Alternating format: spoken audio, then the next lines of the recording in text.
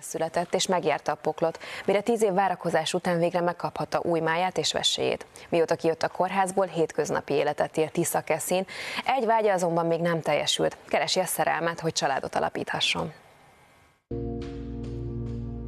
Csaba 34 éves, gyermekkora óta súlyos beteg.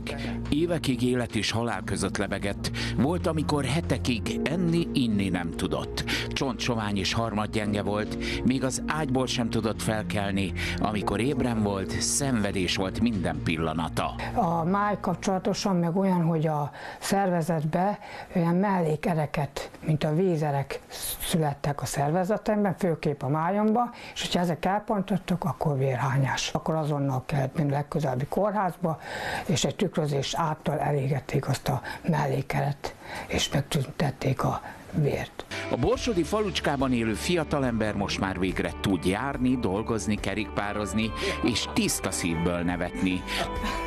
10 évvel ezelőtt 2 szerv átültetésen esett át.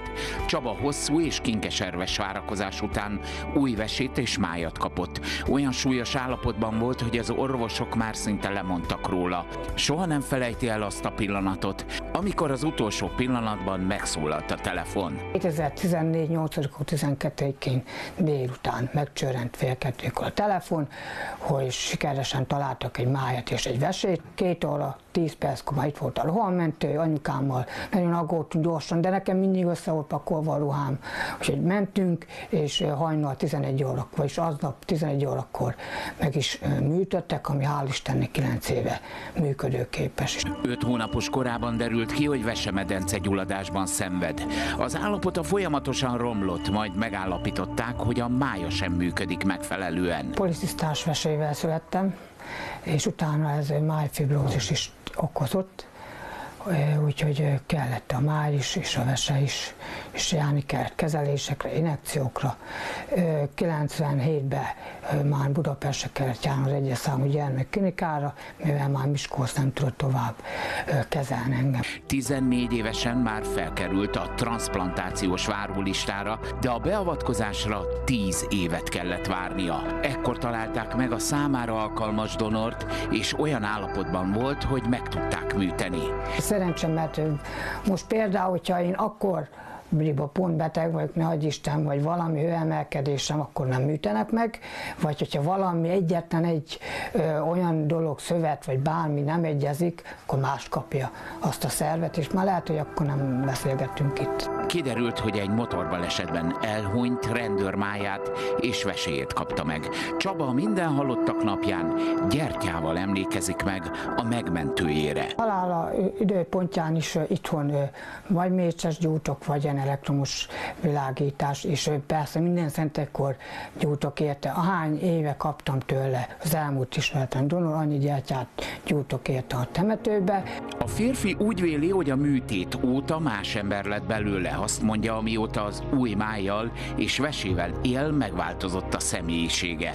Fél a mélységtől és a magasságtól, az egyensúly érzéke is bizonytalan lett. Mióta megműtöttek, a mozgó lépcsőn, ha fel, ha le kell menni, félek, remeg a lábam, leizzadok, és ugyebár itt a magasságról van szó, hogy abból nagyon félek. Eddig szeretettel mentem át a közeli faluba, ami 2 kilométer itt a gáton, nem merek a gáton biciklizni, téliszonyom van, nem merek a magasba menni, és főképp a mozgó lépcsőre nem merek ráállni. Végre jókedvű és köszöni szépen jól van, azonban mégsem teljesen boldog, hiszen nincs olyan lány mellette, akivel családot tudna alapítani.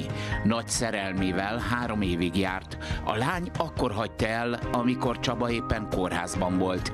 Jelenleg szingli, és nagyon szeretne beteg emberek példaképe lenni. Szeretnék elsősorban még dolgozni, alapítani családot, barátnőt szeretnék, sok embernek példaképe szeretnék lenni, adják fel a transzplantációt, és ez hogy sok ember ezt eljusson, nem szabad feladni. És az is, hogy egy ember, akár 4 ember életét is megmenteti. Minden esély megvan rá, hogy párt találjon magának egy internetes felületre, vicces, poénos, önironikus filmecskéket készít. Ő maga az operatőr és a vágó is. Több ezres a rajongó tábora van. Hál' Istennek egészen jól megnézik a videóimat, ha találkozok velem az utcán, oda jönnek, fotót csinálnak.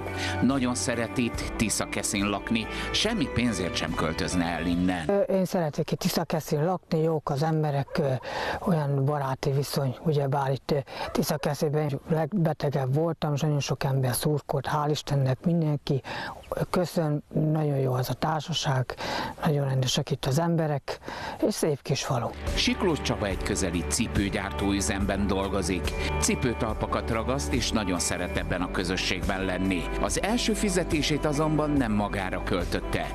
Édesanyjának adta, hogy új ablakokat rakjanak be a házukba.